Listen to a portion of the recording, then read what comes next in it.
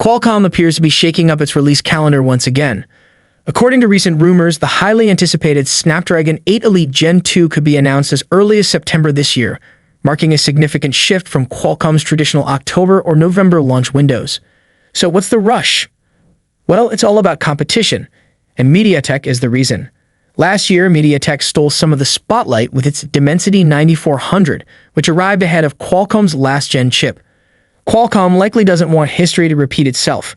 This time, both chips, the Snapdragon 8 Elite Gen 2 and Dimensity 9500, are expected to be built on TSMC's advanced 3M process, so the pressure is on.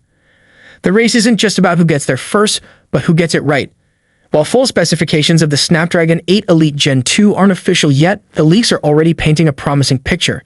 This chip is rumored to feature boosted Pegasus CPU cores, reportedly reaching up to 5 GHz in early benchmark tests.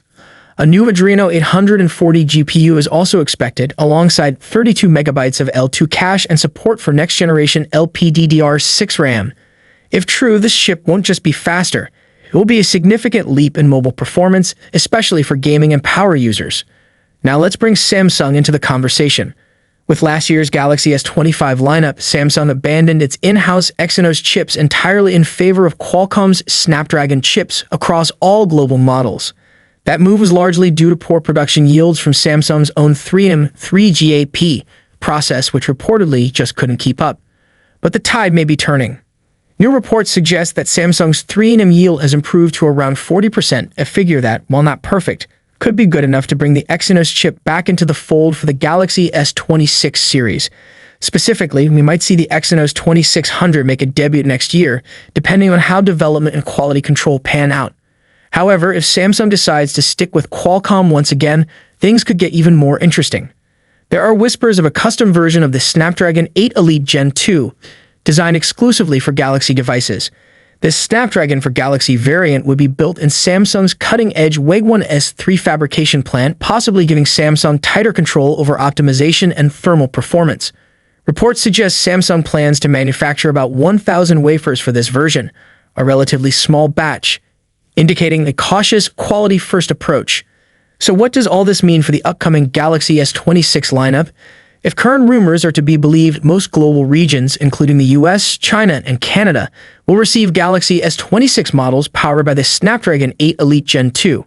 Meanwhile, markets like Europe and parts of Asia could see the S26 and S26 Plus powered by the Exynos 2600, with the S26 Ultra using the Snapdragon chip universally.